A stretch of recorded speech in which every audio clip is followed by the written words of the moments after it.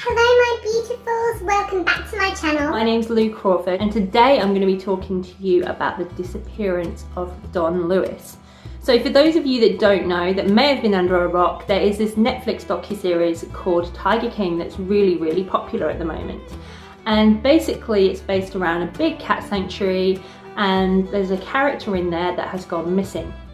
So his name is Don Lewis. So today I'm going to be talking about what possibly could have happened to him, some theories and things, and I'm just going to be reading to you the information that I found online. So if you're interested in that and you want to hear a bit more, stay tuned and let's get started. First of all, most importantly, before I get into it, I just want to make a disclaimer that I mean absolutely no disrespect to anyone mentioned in this story or their families. This is purely information that I have found publicly online, and I'm just putting it all together here for you guys.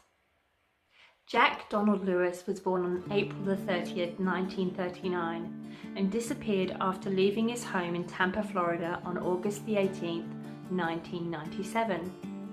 He was declared legally dead in 2002. So the investigation into Don's appearance has stretched from his home in Tampa, Florida, all the way to Costa Rica. And the police and the authorities believe that it is very unlikely that he has actually disappeared on his own accord. Lewis also left $5 million in assets behind. So to this day, this case is still open and no one has been arrested or charged in relation to this case. The docuseries Tiger King focused really heavily on Don Lewis's disappearance, and it also focused on the feud between his wife Carol Baskin and the other private zoo owner, Joe Exotic. There is heavy speculation that Carol Baskin was involved in the disappearance of Don Lewis. Lewis met Carol on Nebraska Avenue in Tampa when she was just 19 years old. They started having an affair. They were both married already. They started this affair and Carol became one of Don's many girlfriends. And she actually helped him grow his wealth by helping him to buy and sell real estate in the year of 1984. The couple divorced their spouses and married in 1991, and they opened the Big Cat Animal Sanctuary, which was then called Wildlife on Easy Street and is now called Big Cat Rescue. In the docuseries, Carol Baskin claims that Don travelled regularly to Costa Rica because he actually had a sex addiction and that's where he went to deal with that. She said that he was planning to eventually move over there and live there full time. In 1997, Lewis began transferring ownership of his properties in Florida to a Costa Rican company that he controlled. Also in July 1997, Lewis filed a restraining order against Baskin, saying that she had threatened to kill him. The restraining order was rejected though. So Lewis continued to live with Baskin afterwards, and he told her several times that he wanted a divorce, but she never ever took it seriously.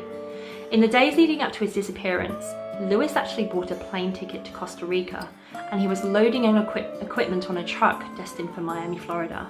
At around 6 a.m. on August the 18th, 1997, Lewis disappeared. On the 20th of August, Lewis's 1989 Dodge van was actually found at the Pilot County Airport, and that was in Spring Hill, Florida, about 40 miles away from the sanctuary.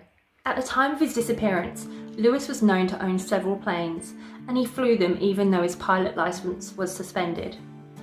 The keys to the van were found on the floorboard, and the van had been parked there for a couple of days. No evidence was found in the van whatsoever.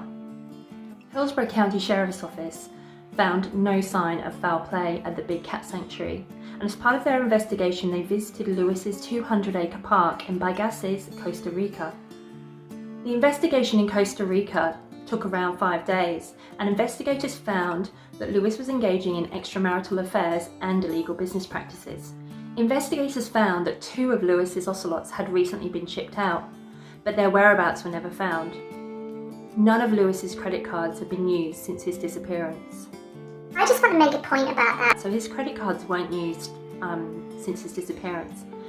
But my thoughts are, if you actually have a lot of money like supposedly Lewis did, and you did want to go missing, you did want to disappear, then you would have the means and the funds to develop a new identity, get new credit cards, etc, etc. So the credit card thing, sure, it makes sense usually, but possibly not in this case. So Lewis left behind holdings of more than $5 million, and it led to a legal dispute between Baskin and Lewis's children. As mentioned previously, Lewis was declared dead in 2002. Most of Lewis's estate was left to Carol, and in 2004 Baskin refused to take a polygraph test in relation to this investigation, as advised by her attorney. All of Lewis's children have said that they will willingly take a polygraph test, so make of that what you will. In 2005, authorities had wholeheartedly leaned away from the fact that the theory that Lewis had disappeared on his own accord. And Hillsborough County Sheriff John Marsicano stated that from an investigative standpoint, it didn't seem like Lewis ran off on his own accord. As mentioned previously, no one has ever been arrested or even charged in relation to this case. The Tiger series has become super popular at the moment, with everyone staying home because of the coronavirus pandemic. Cleverly, Hillsborough County Sheriff Chad Chronister has chosen to use this as an advantage, and he's appealed to the public for legitimate leads or evidence. I'll pop a poster or a flyer at the end of this video with a phone number just in case you have any information. Since the release of the series, Hillsborough County Sheriff's Office has received 6 tips a day relating to this disappearance. Chronister expressed his belief that a former employee of Wildlife on Easy Street that had a sour relationship with Baskin or Lewis is going to step forward with some evidence. Now to some theories. So there are a heap of unofficial theories out there. In December 1998, Pam Lambert of People magazine wrote that there was a wealth of suspects and scenarios with precious little evidence. Children have pushed a theory that Baskin fed Lewis to the tigers, have criticised investigators for not running a DNA test on the meat grinder at the sanctuary. However, that meat grinder was removed weeks before Lewis's disappearance. I reacted to the allegations, saying that there would be human bones as remains if Lewis had been fed to the tigers. Carol expressed her disappointment about the theories to Lambert, saying, "Can you imagine having people think you killed your husband or wife and not being able to prove otherwise? Without a body, there is nothing I can do to clear my name."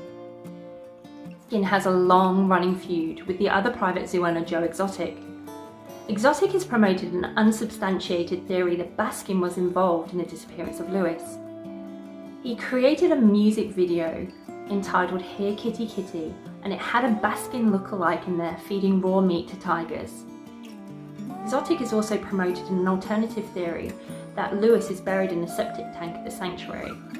But a septic tank was not installed in the property until years and years after Lewis's disappearance.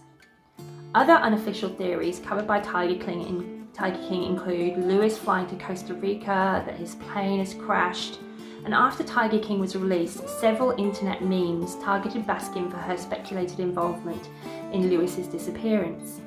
After viewing Tiger King, Carol Baskin made a statement refuting the claims and expressed her disapproval about how the storyline had played out. If you want to read that article, I'll place a link in the description box below. There's a lot of chatter on both sides.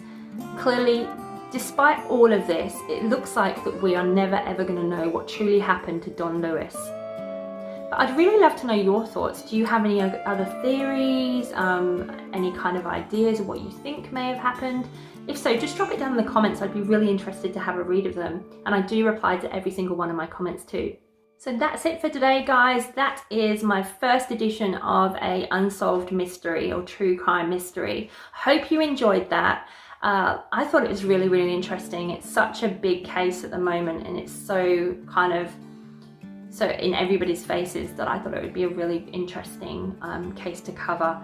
So let me know what you think, and as always, please don't forget to like and subscribe if you did enjoy this. I really appreciate it, and thank you so much for watching. Have an amazing afternoon, evening, morning, wherever you are, and stay safe, people.